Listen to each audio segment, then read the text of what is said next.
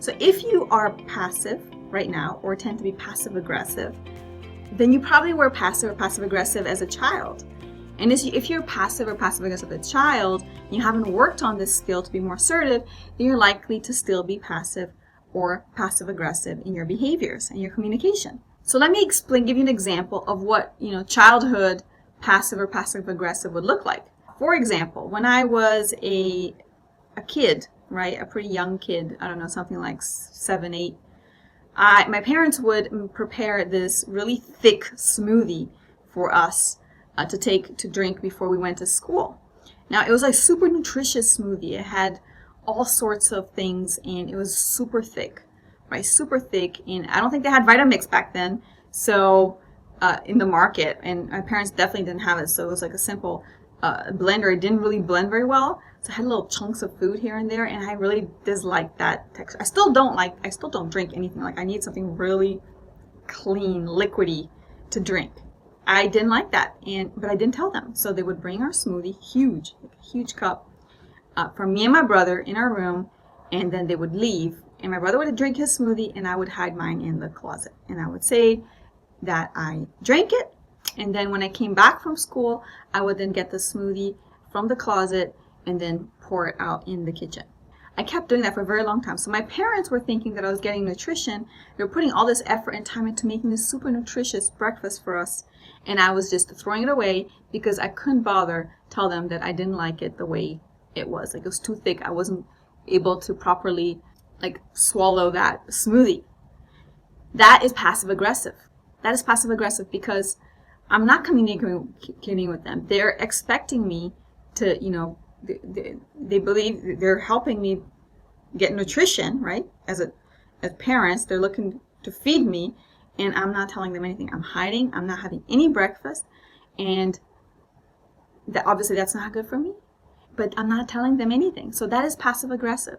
When passive in that circumstance would be to drink it and hate every sip of it, right? That would be passive. Aggressive would be to yell at them. Assertive would be to say, hey, mom and dad, I'm having a trouble with this smoothie. I know you guys are putting a lot of effort into it, but I can't, it's too thick for me. I can't drink it with ease. So is there something that we can do about that? That would be assertive. Passive aggressive is, I'm not drinking because I don't want to drink it, but I'm not communicating it either. I'm not talking about it because I don't have the courage to talk about it. I don't want to bother them. Here's another situation of passive. Again, when I was about, 11 or something, my dad would pick me up from school sometimes on a motorcycle, and then we went off to this place because they were making custom furniture for the home, and he could go there and spend some time with the guy, kind of giving directions, seeing how things were going. So we got there, and I got off the bicycle, the motorcycle with him, and when I did that, my leg just kind of completely touched on the side of the motorcycle where the smoke comes out, and it's very hot. Like, it gets extremely hot, like burning hot. So it burned my leg. It was like this size, the burn, and it hurt like crazy. It was the biggest burn I've ever had, and I didn't say anything to my dad. And we spent about 30 minutes in that location. He was talking his way, and I stayed quiet. I didn't say anything. I was in pain. I didn't say anything. That's passive. Got home, got back on the motorcycle, went back home with him, didn't say anything, got home, I went to the bathroom, tried to put cold water on it, but I didn't say anything to anybody. And then my brother saw it, and then he told my parents. If I had spoken up, my dad would have done something about it right there and then. Maybe they would go straight home and look for some sort of first aid, or put ice or cold water, something to sort the problem. But I didn't speak up because I felt like I was going to bother him. It was, I should, deal with my own issues myself. And that is passive behavior. That is passive behavior. You don't ask for help when you need help. You don't speak up when you need to speak up. You're afraid of bothering others. You're afraid of stealing the attention to yourself. And that's passive behavior, right? I could have easily just said something.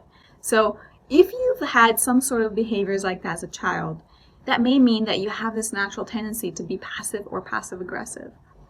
And you have to watch out as an adult so that that doesn't continue taking over your life and causing a lot of trouble and really delaying your growth and your success in your career and in life in general, and really eliminating a lot of the happiness that you could have.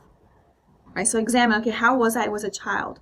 Did I have aggressive, passive, or passive aggressive behavior? Right? Or were you able to communicate without being aggressive with your parents and with other people about what you needed, what you wanted, in a very cool way?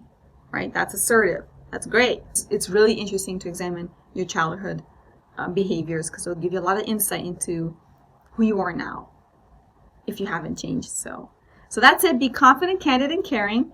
And check out our material. We have some great introductory 30-minute free course on how to be assertive without being rude, without being aggressive, without being mean, without being nasty. So check that out below. I'll put the link so you can check that out. And have a beautiful day.